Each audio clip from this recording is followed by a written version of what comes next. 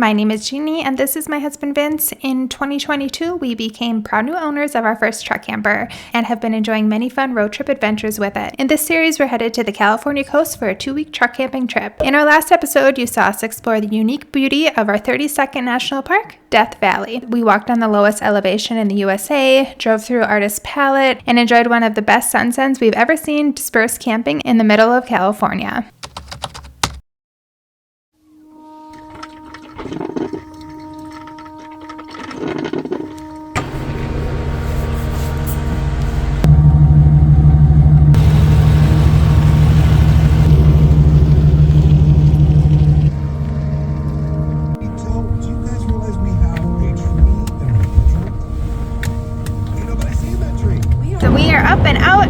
This morning. We were gone before 8 this morning. That's crazy. We've been getting up between 6:30 and 7. We kind of just been rising with the sun, and today was super quick for some reason. But we're on to our next destination. We had a good night.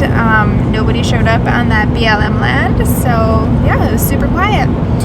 So we're gonna run some errands this morning. We have to get propane, empty tanks, you know, all the upkeep, RV life stuff. That's happening this morning. So we are in Barstow, California, and look, you guys, gas is under $4. Can you believe it? I didn't expect we'd pay anything under $4 on this trip. So we're at a truck stop, Flying J's truck stop. So they have an RV dump here and potable water. I love truck stops. So you had to get a code for the dump, and it was $10. And then yeah, you can fill up water too. All right, there you go. Are we doing this right? It didn't open before. Oh. There, it opened. Oh, okay, I got it. We've never used... Put on there. Okay. We've never used one of these. Interesting. Well, all right. This is new, but it's good. Ooh. All right. Well, the dump was easy. And then right over here is potable water, so we can fill our tanks and get everything full again. Yeah, this is a nice setup they have here. This is our first truck stop dump and fill. It's really nice for $10. And even if it is potable drinking water, we still use our water filter for all fill-ups.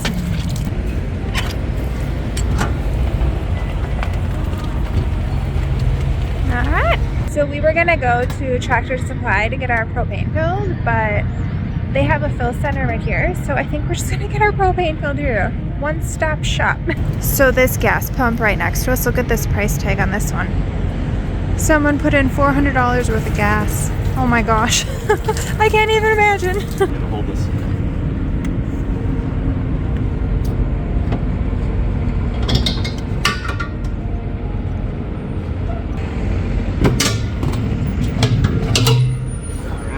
So we only had to fill it 2.8 gallons, which I'm really surprised. I figured it'd be more because we've been going 4 days now off of that, and it's been cold a few of the nights, so it's been running. So hey, that's pretty good.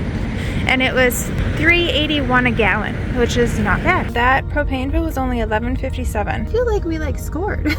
Flying gig, right? So emptied all the tanks, filled all the water tanks with potable water, got propane. We got rid of trash, and yeah. Could have a shower if you wanted. Yeah, you could even shower here, but it's morning, 9 in the morning. And you could have Denny's. And there's a Denny's. That's tempting. Yeah, Denny's is tempting. Not every day. Well, this was awesome. Truck stops are the best. I love them.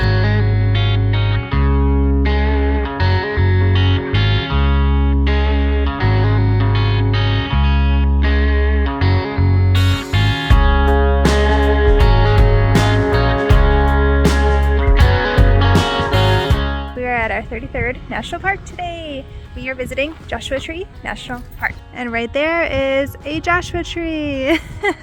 They're everywhere. So we're totally getting vibes of Saguaro National Park, but instead of saguaros, we are seeing Joshua trees. Joshua Tree National Park is a desert oasis. So if you like all things desert like us, you're gonna be in for a treat. This park is comprised of both the Mojave and Colorado deserts. And fun fact, these prickly trees are cousins to the agave plant. So first order of business, breakfast. Breakfast in Joshua Tree. We're just talking about how funny it is to now have like cooked meals and camped and done all these crazy things in areas we would have never thought we'd be cooking breakfast in the middle of Joshua Tree on the side of the road in our truck camper.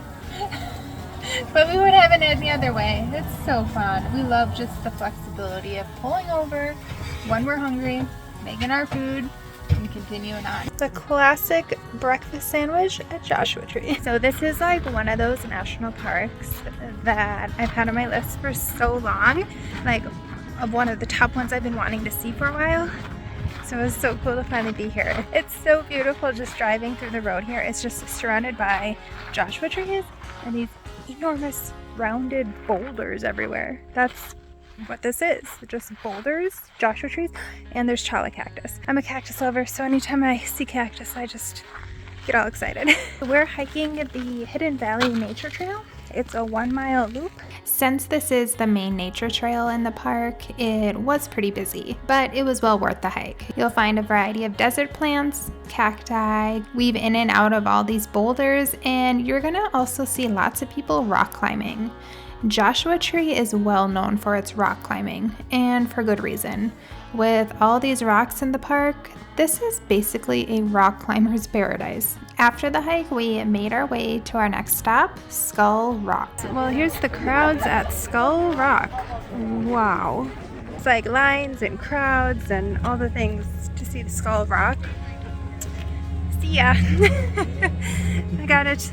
Quick photo, video, whatever, and I'm out. No, I don't like that stuff. I hate dealing with that. That's not our style. We are at our last stop here in Joshua Tree. We are at the Cholla Cactus Garden. The drive to get to this stop is quite a ways off the main road, but it's worth it. These Cholla cacti have been nicknamed the teddy bear cactus, but I definitely don't recommend hugging them. Ouch. Vince is holding one. This was on the ground. There's a whole bunch of like ones laying on the ground. He did not pick that off a cacti. It was just laying there. They fall off. Does it hurt? It's very sharp. Very sharp. Yeah. Be careful. When you have the sun behind them, it looks like they're glowing. And then you turn around and they're just fluffy cactus. Well, that is a wrap here on our time in Joshua Tree. What a cool park. I'm so glad we finally were able to see it. I feel like there's not a ton to do here. Like it's mainly driving, big rocks, Joshua trees, and then you come to this cactus area. Of course, there's little hikes and stuff around, but yeah, I mean, to us, one day here was probably good. So this was perfect.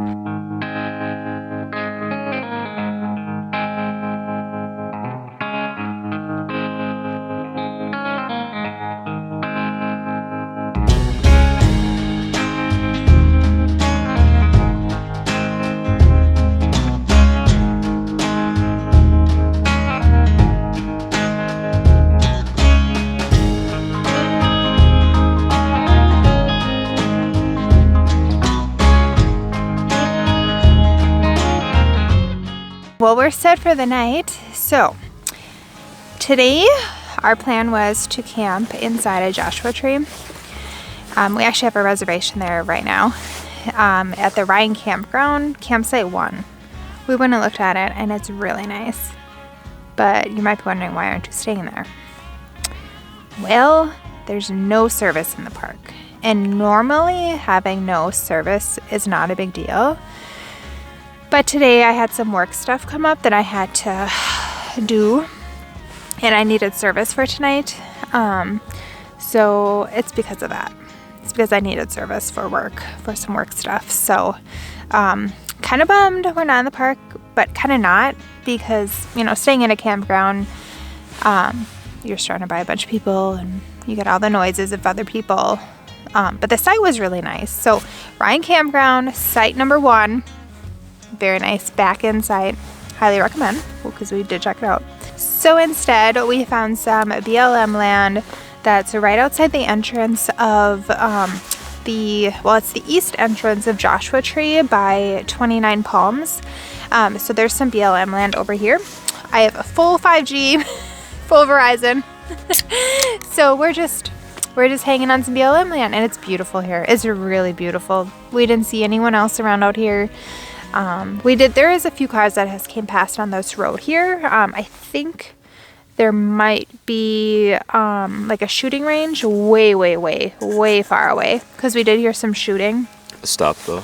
But yeah, it's already gone by now. But yeah, if the shooting was closer to us, we would be getting out here. But no, it's like really far away. So yeah, we feel comfortable here. It should be a nice quiet night.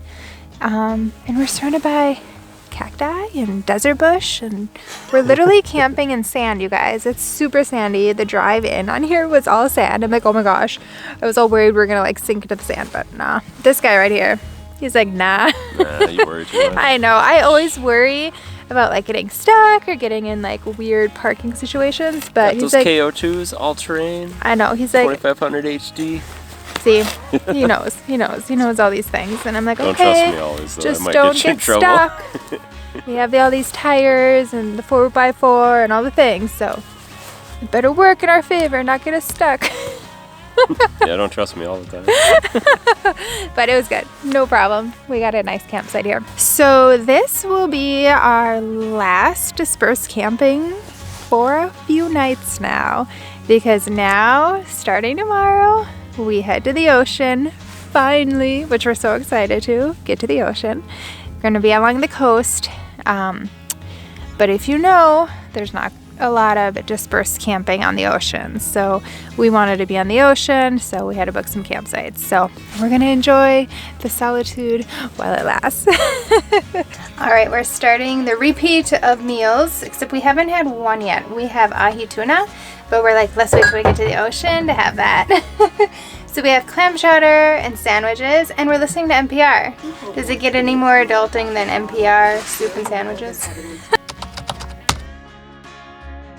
Traffic is just insane no matter where you are. We're ready to be done for the day. That was insane, and we're not even to the campsite yet. Look at what's right behind me, you guys. Our oceanfront campsite.